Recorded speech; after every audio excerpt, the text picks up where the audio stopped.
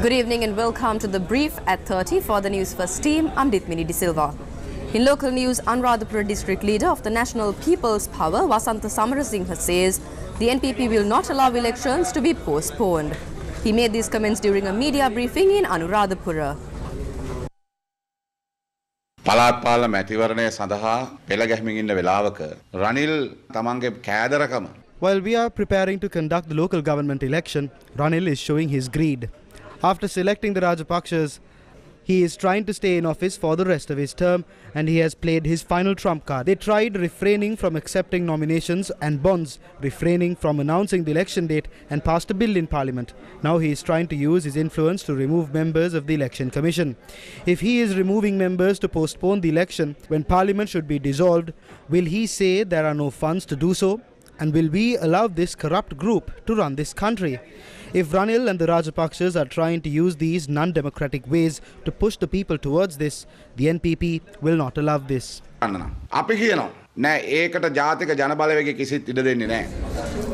news overseas, the International Atomic Energy Agency reported explosions near the Ukrainian nuclear power plant occupied by Russian forces.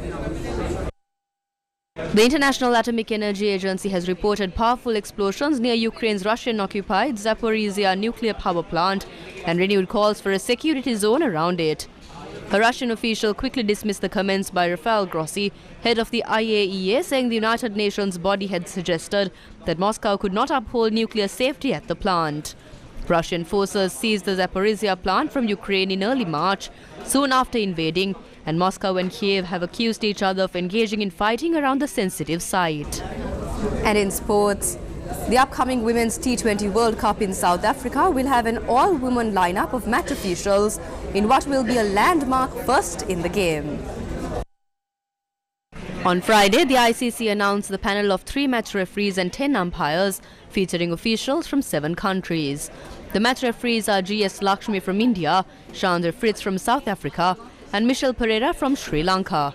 The on-field and TV umpires will be Sue Redfern, Eloise Sheridan, Claire Polisak, Jacqueline Williams, Kim Cotton, Lauren Asienberg, Anna Harris, Rindi Rathi, Njanani and Nimali Pereira.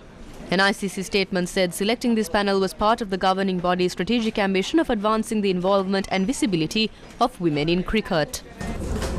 That's all the news for this hour. Join us again at 5:30 for more of the very latest.